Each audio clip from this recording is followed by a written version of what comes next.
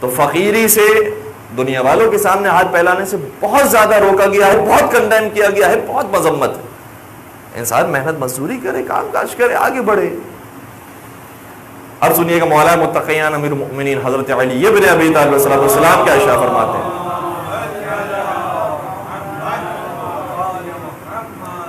فرماتے ہیں زوجت فاطمہ وما کان لی فراش وصدقتی اليوم لو قسمت بین بنی ہاشم لوسعتہم۔ فرمایا کہ جب میری حضرت زہرا سے شادی ہوئی تھی تو ہمارے گھر میں کچھ نہیں تھا سوائے ایک فرش کے، ایک فرش کے علاوہ کچھ نہیں تھا۔ لیکن پھر آگے شاہ فرماتے ہیں وصدقتی اليوم، لیکن آج میرے پاس اتنا مال موجود ہے کہ اگر میں وہ سب کچھ خرچ کرنے لگوں اور بنی ہاشم میں تقسیم کروں تو سارے بنی ہاشم امیر ہو جائیں۔ تو مولا متقیان ایک پروسیس سے گزرے ہیں، اور ہر جوان، ہر نوجوان اسی پروسیس سے گزرتا ہے۔ آگے بڑھنا ہے، قدم آگے بڑھانا ہے۔ مولا متقیان ایک مرتبہ پانچویں سرکار حضرت امام محمد باقر علیہ الصلوۃ والسلام ارشاد فرماتے ہیں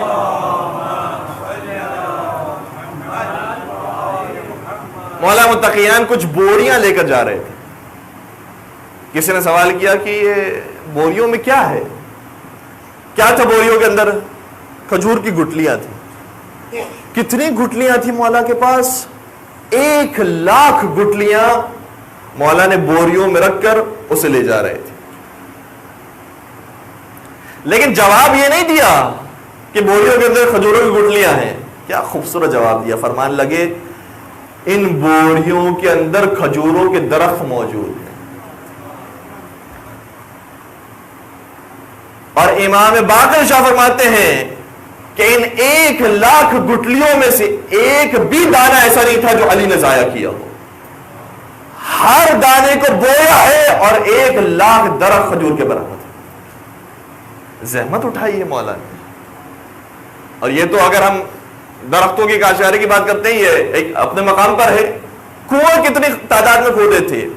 جو راستہ خانہ کعبہ کی طرف جاتا تھا اور مسجد بیت الحرام کی طرف جاتا تھا، اس راستے کے اندر صرف مولا نے 100 کنویں کھودے تھے، تاکہ حاجی جب اس راستے سے گزرے تو انہیں زحمت کا سامنا نہ کرنا پڑے، ان کے لیے پانی مہیا ہو۔ اب یہ مسائل کا موقع نہیں، لیکن مجھے پانی کا نام سن کر اور مولا کی یہ کوشش سن کر یاد آتا ہے کہ جس نے اس طریقے سے حاجیوں کو پانی پلایا ہو، اس کے بچوں کو 3 دن کا بھوکا پیاسا شہید، اس طریقے سے انتظام کیا ہے مولا نے۔ اور کہیں پر آپ محسوس نہیں کریں گے کہ مولا نے فرمایا کہ میری ضرورت تو پوری ہو گئی، اب دنیا والے خود اپنی زندگی دیکھیں، وہ جانے ان کا کام جانے۔ ایک ایک کی ضرورت کو پورا کیا کرتے تھے، اپنے گھر والوں کو وسیع کیا، اپنے گھر والوں کی پریشانیوں کو دور کیا، آہستہ سے رشتہ داروں کو، اہل محلہ کو، پوری قوم کو مضبوط کیا ہے مولا متقیان۔ بس اوقات لوگ یہ سوال کرتے ہیں کہ 25 سالہ زندگی میں جو مولا نے خاموشی میں گزاری، کیا کیا؟ یہ لفظ ہم کہہ کر، اور ہمارا بھی قصور ہے، اہل منبر کا قصور ہے، بات کو بیان نہیں کیا جاتا۔ مولا کو خلافت نہیں ملی، 25 سال تک خاموش ہو گئے۔ خاموشی کا کیا مطلب ہے؟ کسی سے بات نہیں کرتے تھے، کسی سے کلام نہیں کرتے تھے، محفلوں میں بیٹھتے نہیں تھے۔ اگر بیٹھتے نہیں تھے تو وہ کہتا کیوں ہے کہ لولا علی لولا علی لولا علی؟ تو مولا شریک ہوتے تھے، لوگوں کے درمیان ہوتے تھے۔ تو خاموشی کا مطلب کیا ہے؟ خاموشی کا مطلب یہ ہے، بزرگان مجھ سے زیادہ بہتر جانتے ہیں، خاموشی کا مطلب یہ ہے کہ پھر مولا نے خلافت اور حکومت حاصل کرنے کے لیے کوشش نہیں کی۔ دنیا تسلیم نہیں کرتی ہے تو میں مجبور نہیں ہوں کہ دنیا والوں کے در پر جا کر میں بھیک مانگوں۔ حضرت زہرا کے پاس کے ساتھ جا کر کئی سارے انصار کے دروازوں کو کھٹکھٹایا ہے، لیکن جب کوئی دروازہ نہیں کھولتا اور کوئی جواب نہیں دیتا تو اب خلافت کے معاملے میں علی خاموش ہو گئے، حکومت کے معاملے میں خاموش ہو گئے۔ لیکن دوسرا کام کیا کیا؟ ایک تو یہی علمی تربیت کی لوگوں کی کہ بار بار یہ کہنے پر مجبور ہو جاتا ہے، دوسرا کام یہ کیا کہ اپنے اقتصاد کو مضبوط کیا، اپنی معیشت کو مضبوط کیا، اور اتنا مضبوط کیا کہ پھر وہی جملہ جو طلحہ و زبیر کی زبان سے جاری ہوا کہ علی تو فقیر ہے، علی تو نادار ہے، تو پھر علی نے بتایا کہ کتنے امیر ہیں۔ کہ صرف ایک فصل کو جمع کیا تھا اور اس فصل کو دینار میں تبدیل کیا تو 1,00,000 دینار بن گئے. کہ جا کر بتا دینا کہ علی کے پاس 1 سال کے اندر 1,00,000 دینار جمع ہو گئے. تو مولا نے 25 سال کے اندر یہ کام انجام دیے ہیں, تربیت کی ہے. اور نوجوان احباب سے دست ادب جوڑ کر میں عرض کروں گا, یہی دین ہے, یہی عبادت ہے. نبی اکرم حضرت محمد مصطفیٰ صلی اللہ علیہ وآلہ وسلم شاہ فرماتے ہیں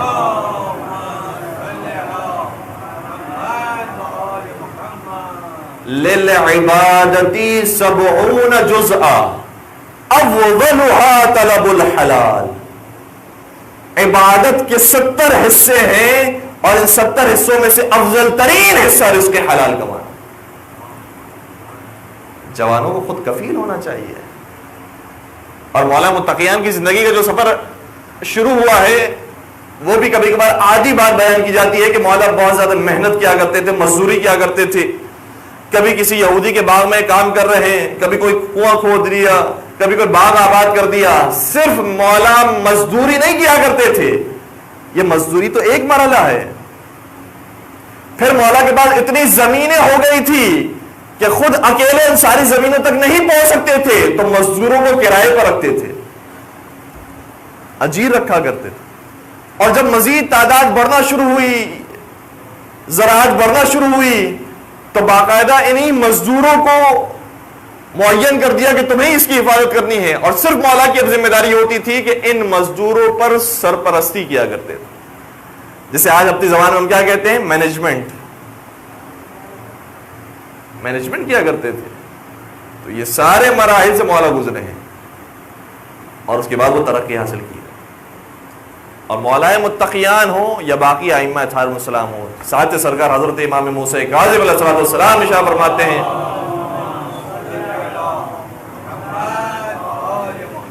جب کسی شخص نے دیکھا کہ ساتھ سرکار باغ میں کام کر رہے ہیں, اور کام کرنے کی کیفیت یہ تھی کہ اپنے پائنچوں کو گھٹنے تک چڑھایا ہوا تھا, اور اس طریقے سے بھرپور انداز میں جیسے ایک کسان کام کر رہا ہوتا ہے اسی طریقے سے کام کر رہے ہیں. کسی عارف نے دیکھ لیا, کسی صوفی نے دیکھ لیا, کہا کہ میں ذرا اولاد رسول کو بھی تنبیہ کروں, نعوذ باللہ, ان کو بھی کہوں کہ دنیا داری چھوڑ دیں, دینداری اپنائیں. آیا مولا کی خدمت میں, کہنے لگا فرزند رسول یہ آپ پر زیب نہیں دیتا کہ آپ اس طریقے سے کام کاج کریں. ساتھ سرکار نے شاہ فرمایا تمہیں معلوم نہیں ہے جو مجھ سے زیادہ افضل لوگ ہیں انہوں نے بھی یہی کام کیا ہے, اور جو اس سے بھی زیادہ افضل ہے اس نے بھی یہی کام کیا ہے. کہنے لگا فرزند رسول آپ سے زیادہ افضل کون ہے اس دنیا میں؟ کہ مجھ سے افضل علی مرتضیٰ ہے, ان سے افضل نبی مصطفیٰ ہے. علی مرتضیٰ نے بھی یہی کام کیا ہے, محمد مصطفیٰ نے بھی یہی کام کیا ہے. درود پڑھ دیجئے محمد و آل محمد.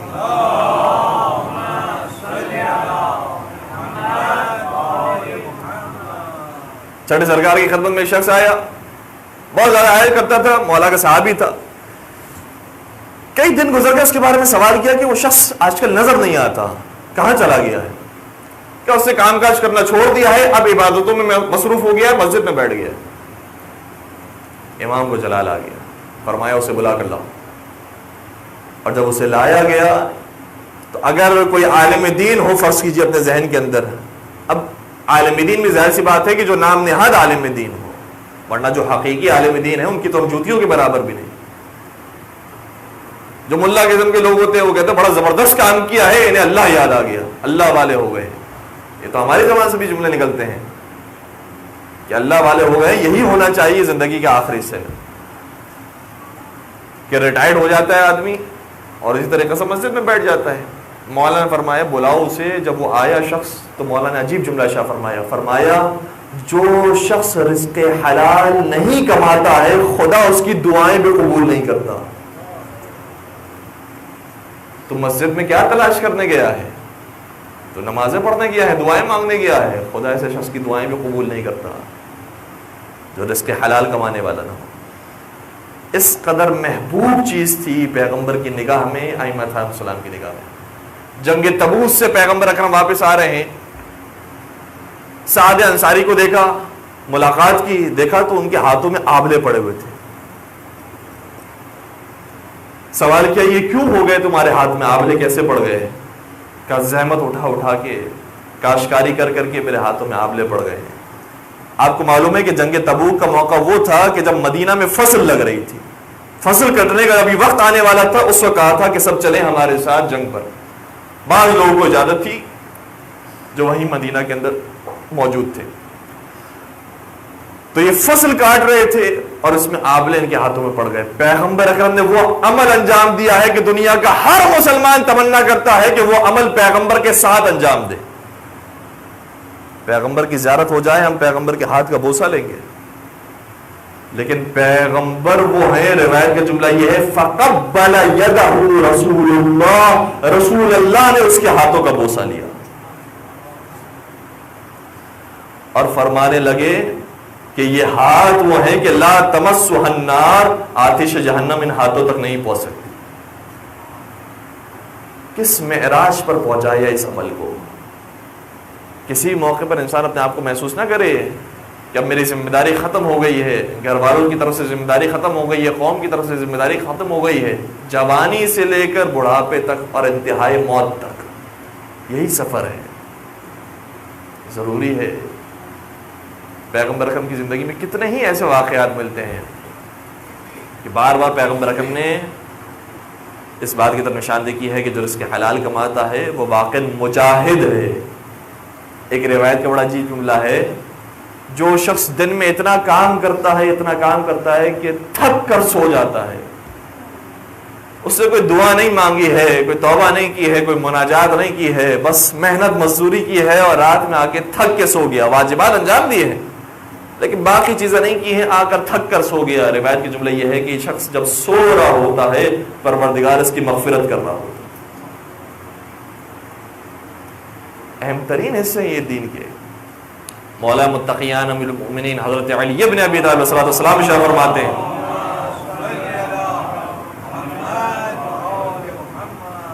للمؤمن ثلاث ساعات، مؤمن کی زندگی میں 3 حصے ہونے چاہیے۔ زندگی کا مقصد ایک ہو لیکن زندگی میں 3 شعبے ہونے چاہیے۔ اچھا، بعض روایتوں کے اندر آیا ہے کہ 4 شعبے ہونے چاہیے، بعض میں آیا 5 شعبے ہونے چاہیے، لیکن اس سے سمجھ میں آ جاتی ہے بات کہ زندگی اور دین صرف نماز روزوں کا نام نہیں ہے، اتنا طے ہو جاتا ہے۔ جو لوگوں نے محدود کر دیا ہے نماز روزوں کے اندر، وہ دین نہیں ہے۔ پیغمبر مولا متقی شاہ فرماتے ہیں کہ مؤمن کی زندگی میں 3 حصے ہونے چاہیے۔ ساعۃ لمناجات اللہ، یا لفظ ہے ساعۃ یناجی فیہا ربہ، زندگی کا ایک حصہ وہ ہونا چاہیے جس میں پروردگار سے مناجات کرے، اور یہی اہم ترین حصہ ہے، پروردگار سے مناجات کرے۔ دوسرا حصہ کیا ہے وہ بیان فرماتے ہیں وَسَاعَةٌ يَرُمُّ مَعَاشًا، دوسرا حصہ زندگی کا وہ ہونا چاہیے جس میں اپنی معاشی زندگی کو بہتر بنائے، مومن کی بات ہو رہی ہے۔ اور تیسرا حصہ جس کے بارے میں تو انسان تصور نہیں کر سکتا، شاید کسی عالم سے کسی مولوی سے سوال کیا جائے کہ کیا یہ بھی دین کا حصہ ہے، تو کہے گا یہ دین کا حصہ کہاں ہے، یہ دنیا کا بھی مشکل سے حصہ بنے گا، تم دین کیسے کی بات کرتے ہو؟ مولا فرما رہے ہیں یہ دین کا حصہ ہے، مومن کی شان یہ ہے۔ وہ شان کیا ہے؟ وَسَاعَةٌ يَخْلُو فِيهِ بَيْنَهُ وَبَيْنَ لَذَّتِهَا فِيمَا يَحِلُّ وَيَجْمُلُ، ظاہراً یہ الفاظ فرمایا تیسرا حصہ زندگی کا ایسا ہونا چاہیے جس میں انسان اپنے لیے خلوت اختیار کرے تاکہ اپنی روح کو تازگی بخشے اور حلال لذات کو حاصل کرے، اور اس حلال لذت کے ذریعے وہ طاقت پیدا کرے کہ پھر صحیح طریقے سے نمازی بھی انجام دے سکے اور اس کے حلال بھی کما سکے۔ زندگی کو اس طریقے سے ڈیوائڈ کیا گیا ہے۔ نبی اکرم حضرت محمد مصطفیٰ صلی اللہ علیہ وآلہ وسلم کے بارے میں ملتا ہے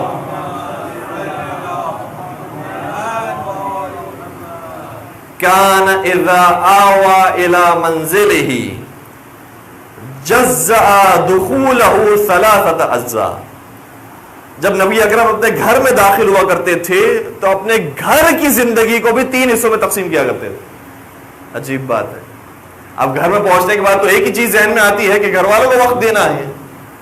پیغمبر اکرم اس گھر میں پہنچنے کے بعد بھی 3 حصے کیا کرتے تھے گھر والوں کے ساتھ۔ باہر کی زندگی الگ ہے جس میں رزق کمانا ہے، جس میں دوستوں کے ساتھ ہیں، جس میں دشمنوں کا مقابلہ ہے، وہ زندگی الگ ہے۔ گھر کے اندر بھی 3 حصے، جزءا للہ. گھر کے اندر بھی ایک حصہ ہوتا تھا جو صرف پروردگار کے لیے ہوتا تھا، جس میں نماز اور عبادات اور دعائیں اور مناجات. وَجُزْءًا لِأَهْلِهِ، اور گھر کے اندر دوسرا حصہ ہوتا تھا جس میں اہل و عیال کو وقت دیا کرتے تھے. اور تیسرا حصہ وَجُزْءًا لِنَفْسِهِ، اور تیسرا حصہ خود اپنے لیے ہوتا تھا. پھر آگے روایت کا جملہ یہ ہے کہ جو حصہ پیغمبر اپنے لیے رکھتے تھے اسے بھی پھر دو حصوں میں تقسیم کرتے تھے، اور اسی دوسرے حصے کے اندر باہر کے لوگ آتے تھے اور پیغمبر کے ساتھ بیٹھا کرتے تھے اور سوال جواب کیا کرتے تھے. اس قدر مصروف پیغمبر اکرم کی زندگی ہوا کرتی تھی. اور اس مصروف زندگی کے اندر پیغمبر نہ صرف مسجد کے اندر بیٹھے ہوئے ہیں، صرف مصلی عبادت پر بھی نہیں ہیں، اور ایسا بھی نہیں ہے کہ صرف انسان رزق کی طرف چلا جائے یا انسان دشمنوں سے مقابلہ کرنے کی طرف چلا جائے. اور یہی بعض لوگوں نے کہنا شروع کر دیا کہ یہ نبی کا دین پھیلا ہے تو تلوار کے زور پر پھیلا ہے. زندگی کو بانٹا ہوا تھا پیغمبر اکرم نے. اس طریقے سے پیغمبر اکرم کی زندگی آگے بڑھی. بس عزیزوں، میں نے آپ کو وقت لیا اور زحمت دی کہ اخلاق پیغمبر کے اندر اور اخلاق اہل بیت کے اندر یہ چیز ہمیں نمایاں نظر آتی ہے کہ کبھی کسی کے سامنے جھولی نہیں پھیلاتے تھے. قرآن کریم میں مومنین کی صفات یہ بیان کی گئی ہے کہ رجال لا تلہیہم تجارت ولا بیع عن ذکر اللہ. یہ ایسے جوان مرد ہیں کہ تجارت کے اندر بھی ہوں، خرید و فروخت کے اندر بھی ہوں تو یاد پروردگار سے غافل نہیں ہوتے. تجارت کے ساتھ ساتھ یاد پروردگار ہونا ضروری ہے، اور یہی مقصد حیات ہے. بس بزرگان دین، مولا حسین نے جو ہمیں اور آپ کو سبق دیا ہے وہ یہ ہے کہ انسان صرف مال کو قربان کرنے والا نہ ہو، اپنی جان کو قربان کرنے والا نہ ہو، بلکہ اپنے سارے گھر والوں کو اللہ کی خاطر قربان کر دینے والا.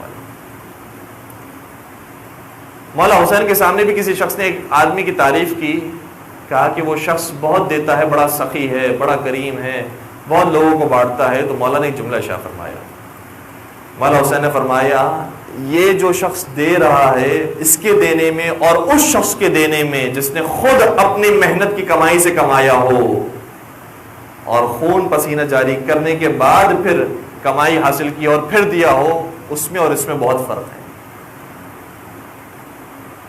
اور بعض لوگوں کے ذہن میں یہی اہل بیت کے بارے میں تصور ہے کہ جیسے لوگ انہیں صدقے میں، خمس میں، زکوٰۃ میں جو پیسے دے کر چلے جایا کرتے ہوں گے، یہی وہ خیرات کر دیا کرتے ہوں گے. آپ تصور نہیں کر سکتے اہل بیت کس ذات کا نام ہے.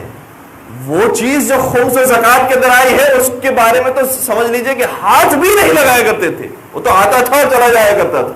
اس کی تو بات ہی نہیں ہو رہی. بات اس پیسے کی ہو رہی ہے کہ جو خود اہل بیت اپنی محنت مزدوری کی کمائی سے کمایا کرتے تھے اور اس کے بعد راہ خدا میں انفاق کیا کرتے. بعض لوگ اسی طریقہ سمجھتے ہیں، اور بعض لوگوں کے ذہن میں اندر یہ ہے کہ پروردگار نے انہیں جو طاقت و قدرت عطا کی ہے تو جس چیز کو چاہے سونا بنا دے، جس چیز کو چاہے چاندی بنا دیں، تو یہ اسی طریقے سے خیرات کر دیا کرتے تھے. اگر یہ اس طریقے سے خیرات کرنے والے ہوں تو ہمارے لیے نمونے عمل کیسے بنیں گے؟ ہم تو یہ کام نہیں کر سکتے. پھر نمونے عمل کس چیز کے ہیں؟ قرآن کریم یہ کہتا ہے کہ لَقَدْ كَانَ لَكُمْ فِي رَسُولِ اللَّهِ أُسْوَةٌ حَسَنَةٌ. اے مسلمانوں، تمہارے لیے رسول کی زندگی میں بہترین نمونہ عمل ہے. تو نمونہ عمل تو اس وقت بنیں گے کہ جب وہ ہماری ہی طرح زندگی گزار کر بتائیں. صحیح ہے، ان کے لیے کوئی مشکل بات نہیں تھی. پوری دنیا کو سونا بنانا چاہتے سونا بنا سکتے تھے. چاند کے 2 ٹکڑے جس نے کر دیے ہوں، سورج کو جس نے پلٹا دیا ہو، جس کے ہاتھوں میں سنگریزے گفتگو کرنے لگ جائیں، ان کے لیے کوئی مشکل نہیں ہے. لیکن بات یہ ہے کہ ہماری ہدایت کے لیے آئے ہیں، لہٰذا وہی کام کریں گے جن مراحل سے ہمیں گزرنا ہے. برحمتك يا أرحم الراحمين وصلى الله على محمد وآله الطاهرين.